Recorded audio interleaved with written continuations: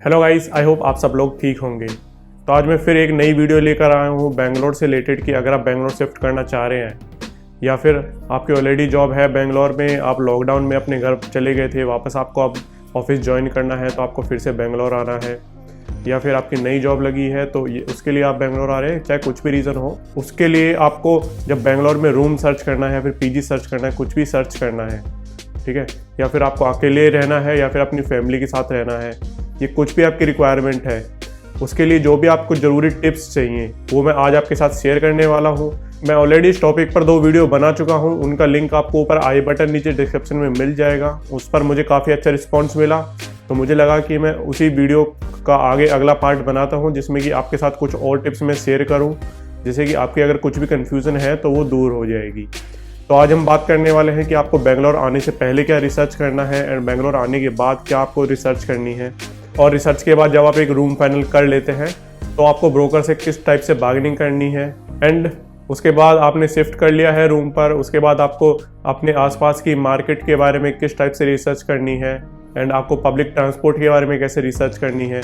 वो सब हो जाने के बाद तभी भी कुछ ऐसी ज़रूरी चीज़ें बचती हैं जो कि आपको ध्यान देनी होंगी। तो आज मैं वही सब डिस्कस करने वाला हूँ। आपको ये वीडियो एंड तक देखनी है बिकॉज इस वीडियो में मैं बीच बीच में काफ़ी सारी आपके साथ ऐसी टिप्स शेयर करूँगा जो कि आपके लिए यूज़फुल हो सकती है, तो कहीं भी आप स्किप ना करें। तो welcome guys, my name is Varun, you are watching Clarify Money, helping you to clear all your questions about money.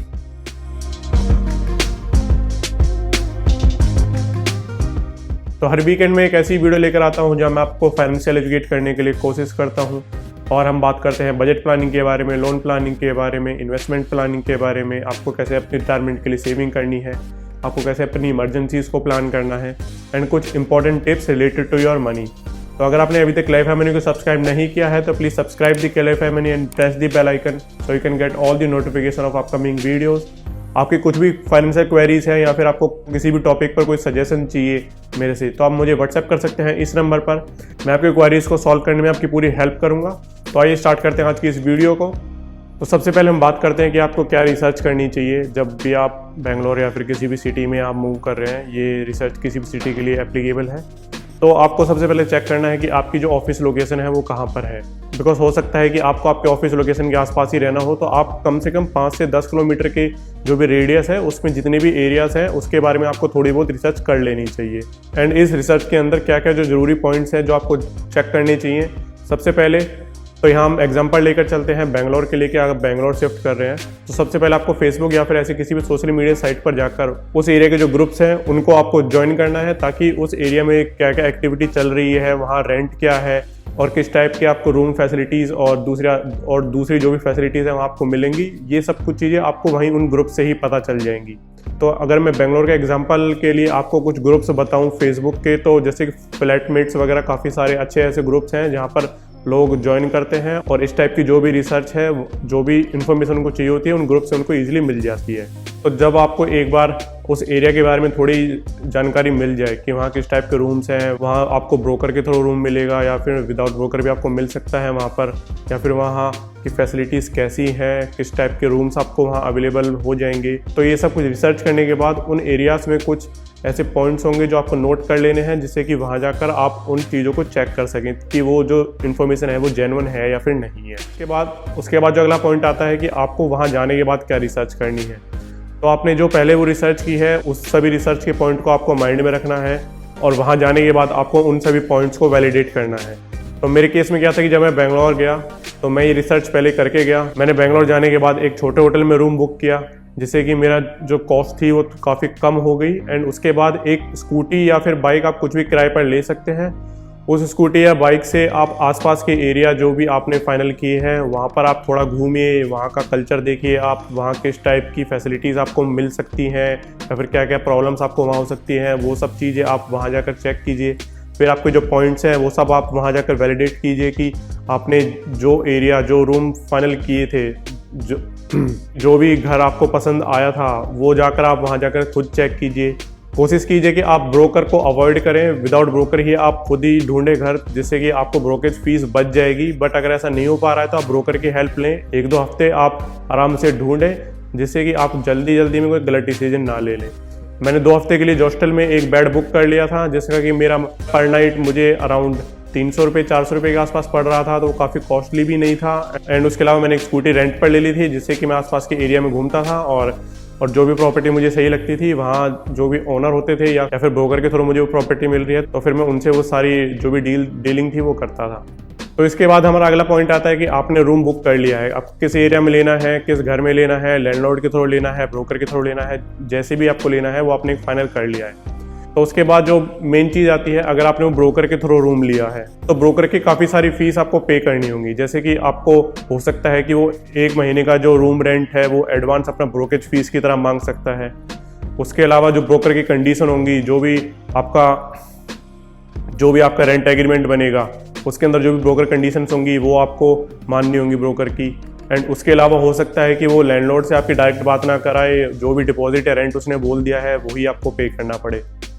तो मेरे केस में क्या था, मुझे भी कोई ऐसा अच्छा रूम मिला नहीं था स्टार्टिंग में कि मैं डायरेक्टली किसी लैंडलॉर्ड से बात करके कोई रूम फाइनल किया हो। मेरे ऐसी कोई कंडीशन नहीं थी, मेरा कोई ऐसा जानकार नहीं था बेंगलोर में उस टाइम, तो मैंने भी ब्रोकर के थ्रू रूम लिया था। तो ब्रोकर जब आपको रेंट एग्रीमेंट देता है, रेंट एग्रीमेंट को साइन करने से पहले आपको कुछ चीज़ें जरूर ध्यान रखनी है। जैसे कि उसने रेंट कितना बोला है उस पर आपको बार्गेन करना है। और जैसे कि मैंने आपको अपनी पुरानी वीडियोस में बताया था, जब आप रूम लेते हैं रेंट पर तो वहाँ आपको डिपॉजिट पे करना पड़ता है करीब 6 से 12 महीने तक का। ये बेंगलोर में कल्चर है, वहाँ डिपॉजिट आपको पे करना पड़ेगा। और ये डिपेंड भी करता है कि लैंडलॉर्ड के ऊपर कि वो मिनिमम आपसे सिर्फ 4 महीने का लेना चाहे डिपॉजिट तो वो भी ले सकता है। बट यूजुअली जो चलता है बेंगलोर में वो 6 से 12 महीने का चलता है। तो मुझे भी डिपॉजिट पे करना था, तो मैंने उस पर भी बार्गेन किया। और उसके अलावा आपका ईयरली जो इंक्रीमेंट होगा रेंट में वो 5 से 10% का होता है, तो उस पर भी आपको बार्गेन करना पड़ेगा। तो मेरे केस में मुझे 2 BHK का एक घर मुझे पसंद आया था, जिसमें कि ब्रोकर ने मुझे रेंट बताया था 18,000 पर मंथ। उसका डिपॉजिट उसने मुझे बताया था 1,75,000 रुपये। एंड उसका जो इंक्रीमेंट होगा वो होगा करीब 10% के आसपास का, ये मुझे बताया था। ये सारी कंडीशंस थी ब्रोकर की। उसके अलावा अगर मैं 11 महीने से पहले छोड़ कर जाता हूँ तो मुझे 1 महीने का एडवांस रेंट पे करना पड़ेगा। तो इसके लिए मैंने ब्रोकर से बार्गेन किया। तो रेंट में तो काफ़ी ज़्यादा बार्गेन मैं नहीं कर पाया, उसमें सिर्फ 18,000 से 16,000 का ही मैं कर पाया। तो 16,000 मेरा जो रेंट था वो फाइनल हुआ पर मंथ का। उसके अलावा जो 1,75,000 का डिपॉजिट था उसको मैंने कम करवा कर 75,000 में लेकर आया। तो मैंने करीब 1 लाख रुपये वहाँ डिपॉजिट में कम कराए बार्गेन करके। और उसके अलावा जो साल का इंक्रीमेंट था रेंट का वो करीब 10% से जो उसने मुझे बताया था वो मैंने उसको 5% के लिए फाइनल किया। तो इस तरीके से आपको भी बार्गेन करनी है, जितना हो सके आपको उतना कम करवाना है। ऐसा कुछ नहीं है कि ब्रोकर बोल देता है कि बार्गेन नहीं होगी, बार्गेन वो करते हैं। आपको थोड़ा सा फोर्स करना पड़ेगा, बार्गेन करके आप अपने जो रेंट है, जो डिपॉजिट है उसको काफ़ी कम करवा सकते हैं। आपकी जो भी कॉस्ट है वो काफ़ी कम हो जाएगी। और अगर आप बार्गेन नहीं करते हैं तो फिर वही बात है कि अगर उन्होंने आपको 10,000 का रूम 20,000 में बोल दिया है तो वो आपको लेना पड़ेगा। तो इससे अच्छा है कि आप बार्गेन कर लें, जितना कम हो सकता है उतना तो आप पैसा बचाएंगे कम से कम। तो अब आपने रूम फाइनल कर लिया, ब्रोकर से आपने बार्गेन कर लिया, ब्रोकर ने आपकी कंडीशंस भी मान ली एंड उसके बाद आपने रूम पर शिफ्ट कर लिया। तो उसके बाद जो मेन चीज़ आती है वो होता है आपका डेली एक्सपेंसेस। तो डेली एक्सपेंसेस किस पर डिपेंड करते हैं? वो डिपेंड करते हैं कि आपके आसपास जो लोकल मार्केट्स हैं, ठीक है, या फिर सुपर मार्केट्स हैं, वहाँ पर आपको जो ग्रोसरी का सामान है या फिर कोई भी ऐसा डेली यूज़ का सामान है वो आपको किस कॉस्ट पर मिल रहा है। तो अगर आपके नियर बाय रेडियस में जो भी शॉप्स हैं, चाहे वो लोकल मार्केट है, चाहे सुपर मार्केट है, कुछ भी है, अगर वो कॉस्टली है तो आपको कॉस्टली ही आपका मंथली एक्सपेंस पड़ेगा, बिकॉज आप वहाँ पर कम नहीं करा पाएंगे। एंड उसके अलावा आपको जो एक और चीज़ ध्यान रखनी है वो है पब्लिक ट्रांसपोर्ट, कि आपके एरिया में जहाँ आप रह रहे हैं वहाँ से आपका ऑफिस कितना दूर है और आपको वहाँ से पब्लिक ट्रांसपोर्ट की फैसिलिटी मिल रही है या नहीं मिल रही है। बेंगलोर में वैसे तो पब्लिक ट्रांसपोर्ट की फैसिलिटी काफ़ी अच्छी है, वहाँ पर आपको गलियों में भी कैब्स मिल जाएंगी। आप किसी भी गली में है, कैब बुलाना चाहते हैं ओला उबर, वो आपके घर तक आ जाएगा, कोई इशू नहीं होगा। ऑटो की फैसिलिटी काफ़ी अच्छी है। एंड उसके अलावा जो पब्लिक ट्रांसपोर्ट में जैसे बस वगैरह है उसकी फैसिलिटी भी काफ़ी अच्छी है। पर अगेन ये डिपेंड करता है कि आप किस एरिया में हैं, आप किस लोकेलिटी में रह रहे हैं और आपका घर मेन जो रोड है उससे कितना अंदर है। तो ये सब चीज़ें आपको कंसीडर करनी पड़ेंगी जब भी आप एक रूम ले रहे हैं। तो मेरे केस में क्या था, मैंने जहाँ रूम फाइनल किया था वहाँ पर आसपास लोकल मार्केट तो ऐसी थी नहीं, तो मैंने थोड़ा और ढूंढा आसपास के एरिया में, थोड़ा 1-2 किलोमीटर में और आगे गया, तो वहाँ जाकर मुझे लोकल मार्केट्स मिल गई। और उन लोकल मार्केट्स में जो प्राइस था वो मेरे नियर बाय जो सुपर मार्केट है वहाँ से काफ़ी सस्ता था। तो मुझे बस थोड़ा सा ट्रैवल करना पड़ रहा था और जो मेरा कॉस्ट था वो काफ़ी कम हो रहा था ग्रोसरी का और वेजिटेबल्स का। तो ये सब चीज़ें आपको भी करनी पड़ेंगी अगर आपको अपना मंथली एक्सपेंस कम करना है। एंड इसके अलावा पब्लिक ट्रांसपोर्ट की जो फैसिलिटी थी मेरे घर के पास वो काफ़ी अच्छी थी। मेरा जो घर था वो मेन रोड के पास ही था, तो वहाँ से मुझे ऑटो, बस या फिर ओला, उबर कुछ भी मैं ईजिली वहाँ से बुक कर सकता था और अपने ऑफिस जा सकता था। तो मैंने अपने ऑफिस से कितना दूर रूम रेंट किया था, मेरे ऑफिस से मेरा जो रूम था वो था अराउंड 10 किलोमीटर्स के आसपास का वन साइड।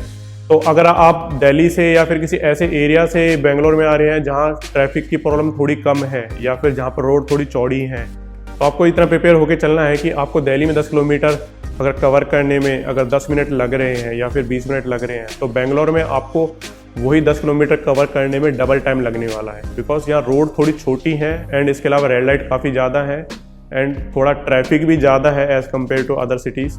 तो इस चीज़ के लिए आपको प्रिपेयर रहना है कि आपको टाइम काफ़ी ज़्यादा लगने वाला है।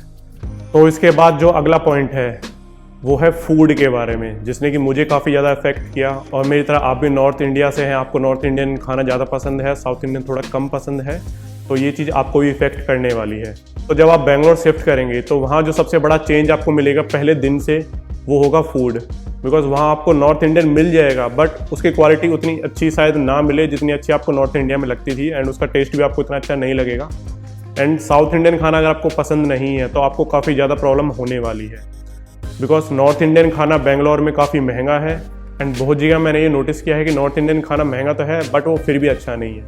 तो ये प्रॉब्लम आपको भी फेस करनी पड़ेगी। तो आपको अपने खाने के लिए भी थोड़ा प्रिपेयर रहना पड़ेगा कि आपको शायद खुद बनाना पड़े, या फिर आप जहाँ भी पीजी या फिर रूम ले रहे हैं तो वहाँ पीजी में आपको तो वहाँ पीजी में जो कुक है आपका या फिर आपने रूम पर कोई कुक रखा है वो कुक कैसा खाना बनाता है, वो चीज़ें भी आपको देखनी पड़ेंगी।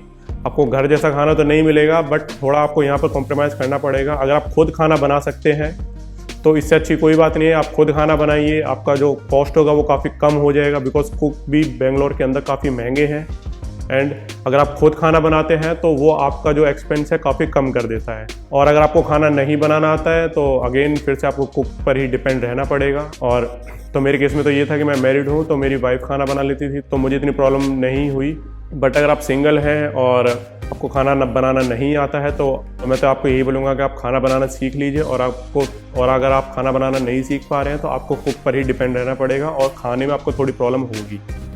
ऐसा नहीं है कि कुक अच्छे नहीं है, कुछ कुक अच्छे भी हैं, वो खाना थोड़ा अच्छा बनाते हैं, पर अगेन ये डिपेंड करता है कि आपको ऐसा कुक मिलेगा या नहीं मिलेगा। तो अगर आपको कुक की कोई भी डिटेल्स चाहिए तो जैसे कि मैंने आपको बताया था कि आप फेसबुक पर ग्रुप्स ज्वाइन कर सकते हैं, तो कुक की डिटेल के लिए भी आपको इस टाइप से ही रिसर्च करनी पड़ेगी। आपको फेसबुक पर काफ़ी सारे ग्रुप्स मिल जाएंगे जहां आपको कुक की डिटेल मिल जाएगी, आपके एरिया में कौन कौन से कुक हैं, आप उनसे डायरेक्टली कॉन्टैक्ट कर सकते हैं। एंड उसके अलावा अगर आपको बाहर भी खाने का शौक है, जैसे कि नॉर्थ इंडियन में काफ़ी सारे स्ट्रीट फूड मिल जाते हैं, तो नॉर्थ इंडियन वाले स्ट्रीट फूड आपको बेंगलोर में नहीं मिलने वाले हैं, ये चीज़ मैंने खुद एक्सपीरियंस की है। एंड इसके अलावा कहीं आपको स्ट्रीट फूड मिलता भी है तो उसकी क्वालिटी शायद आपको इतनी अच्छी नहीं लगने वाली है, तो इस चीज़ के लिए आपको प्रिपेयर रहना है। तो इसके बाद जो हमारा अगला पॉइंट है वो है फर्नीचर के बारे में और जो आप अपना खुद का व्हीकल परचेज करेंगे। तो इसके लिए जो मेरी टिप्स रहेंगे आपको वो ये रहेंगे कि आप जितना कम से कम हो सके उतना कम फर्नीचर परचेज करें, जिससे कि आपको शिफ्ट करने में कोई प्रॉब्लम ना हो। बिकॉज जब आप एक लोकेलिटी से दूसरी लोकेलिटी में शिफ्ट करते हैं तो यहाँ पर जो पैकर्स एंड मूवर्स के जो रेट हैं वो काफ़ी कॉस्टली हैं, और अगर आपको उनके रेट कम करवाने हैं तो आपको थोड़ा सा बार्गेन वहाँ करना पड़ेगा। मैंने जब रूम शिफ्ट किया था तो मैंने करीब अराउंड 2 किलोमीटर के रेडियस में ही रूम शिफ्ट किया था, तो मुझे जो कॉस्ट पड़ी एक रूम से दूसरे रूम पर शिफ्ट करने के लिए वो करीब 2500 के आसपास की कॉस्ट पड़ी, जिसमें कि मेरा जो फर्नीचर है वो कुछ भी नहीं है। मेरे पास अलमीरा वगैरह, बेड वगैरह सब कुछ नहीं है। नॉर्मली मैंने एक मैट्रेस लिया हुआ है किंग साइज़, उसको मैंने रूम में डाला हुआ है, तो बेड की मेरी रिक्वायरमेंट नहीं है एंड अलमीरा की मेरी रिक्वायरमेंट नहीं थी बिकॉज रूम पर ऑलरेडी अलमीरा थी, तो मैं उसी को यूज़ करता था। एंड इसके अलावा मैंने कोई सोफ़ा सेट वगैरह भी नहीं लिया हुआ है, चेयर्स भी मेरे पास नहीं है, बीन बैग वगैरह मैं यूज़ करता हूँ तो उससे मेरा काम चल जाता है। टीवी, फ्रिज, गैस सिलेंडर, ये बेसिक जो नेसेसिटी हैं ये तो आपको भी परचेज़ करनी पड़ेंगी। बट मेन पॉइंट यहाँ पर ये है कि आप जितना कम अपना फर्नीचर रखेंगे उतना कम आपको कॉस्ट लगेगी एंड उतना ही कम आपको परेशानी होने वाली है। एंड व्हीकल की अगर हम बात करें तो मेरा, जैसे मैंने आपको बताया कि मैंने जब रूम लिया था तो मेरा ऑफिस एक साइड से करीब 10 किलोमीटर था मेरे रूम से। तो मेरे पास ऑप्शन थे कि मैं स्कूटी या बाइक परचेज़ कर सकता हूँ या फिर मैं पब्लिक ट्रांसपोर्ट से भी ऑफिस जा सकता हूँ। बट इसकी जगह मैंने बाईसाइकिल परचेज़ की, बिकॉज बाईसाइकिल से मुझे आइडिया था कि मुझे कितना टाइम लगेगा अपने ऑफिस पहुँचने में। एंड मुझे ये भी टेंशन नहीं थी कि आगे अगर ट्रैफिक है तो मुझे ट्रैफिक में खड़ा रहना पड़ेगा, मुझे ज़्यादा टाइम लग जाएगा ऑफिस पहुँचने में, ऐसी कोई टेंशन नहीं थी। बिकॉज आगे कहीं भी अगर ट्रैफिक होता है तो मैं सिंपली अपनी बाईसाइकिल को उठाता हूँ और दूसरे तरफ रख लेता हूँ और सिंपली वहाँ से निकल जाता हूँ। तो ये कुछ बेनिफिट्स हैं। अगर आप भी इस चीज़ को ट्राई करना चाहें तो आप ट्राई कर सकते हैं। और अगर हम हेल्थ की बात करें इससे, तो वो एक प्लस पॉइंट है कि आपकी हेल्थ भी अच्छी रहेगी। तो मैं आपको ये नहीं बोल रहा हूँ कि आपको भी बाईसाइकिल ही परचेज़ करनी है। आपके लिए जो आपको ठीक लगता है, आप जिस चीज़ में कंफर्टेबल हैं, आप उस चीज़ के साथ जाएं। अगर आपको बाइक स्कूटी परचेज़ करनी है तो वो आप परचेज़ कर सकते हैं।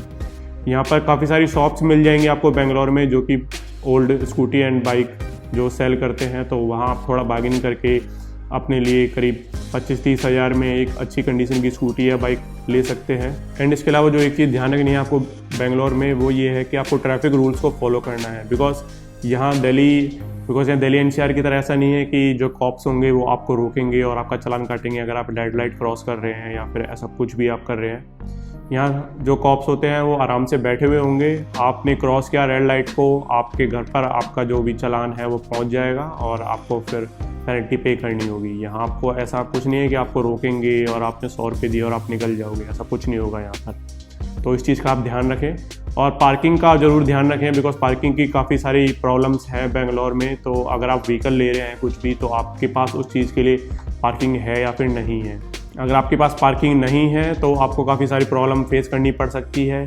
और अगर हम बात करें कि आपका जो व्हीकल है वो बाहर सेफ़ है नहीं है, तो जिस लोकेलिटी में मैं हूँ वहाँ ऐसी कोई परेशानी नहीं है। अगर आपकी बाइक या स्कूटी कुछ भी बाहर खड़ी है तो कोई उसको नहीं उठा कर ले जाने वाला है, तो ऐसी कोई परेशानी नहीं है। बट ये भी डिपेंड करता है आपके लोकेलिटी के ऊपर कि आप किस लोकेलिटी में हैं। तो आप इस चीज़ के लिए थोड़ा सा रिसर्च कर लें, बिकॉज मैंने भी ये चीज़ पता की थी। तो आपको ये चीज़ें ध्यान रखनी है। जो भी मैंने टिप्स आपके साथ शेयर की है कि आपको कम फर्नीचर लेना है, जितना कम से कम हो सके, बिकॉज आपकी परेशानी खुद की कम होगी, एक्सपेंस आपके कम लगेंगे, मेंटेनेंस आपकी कम होगी। एंड इसके अलावा व्हीकल को भी आपको अपनी रिक्वायरमेंट के अकॉर्डिंग देखना है, जिससे कि आपको फ्यूचर में किसी भी तरीके से कोई परेशानी ना हो।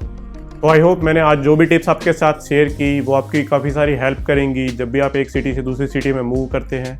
तो ऐसा नहीं है कि जब आप बेंगलोर में शिफ्ट कर रहे हैं ये टिप्स तभी आपको काम आने वाली हैं। आप चाहे किसी भी सिटी में मूव कर रहे हैं, ये कुछ कॉमन टिप्स ऐसी हैं, ये कुछ ऐसी कॉमन टिप्स हैं जो आप किसी भी सिटी में मूव करते हुए यूज़ कर सकते हैं। अगर आपको इस टॉपिक पर थोड़ा और जानना है तो मेरे आप पुरानी वीडियोस को देख सकते हैं, आपको कुछ और ज़रूरी इन्फॉर्मेशन वहाँ से मिल जाएगी। अगर आपके अभी भी कुछ क्वेश्चंस हैं and if you need any suggestion please comment down, या फिर आप मुझे व्हाट्सएप कर सकते हैं इस नंबर पर। मैं आपकी क्वेरीज को सॉल्व करने में आपकी हेल्प करूंगा। एंड अगर आपने अभी तक क्लैरिफाई मनी को सब्सक्राइब नहीं किया है तो please subscribe the Clarify Money and press the bell icon so you can get all the notification of upcoming videos. And अगर आपको वीडियो अच्छी लगी तो please like the video and share this video with your friends and families.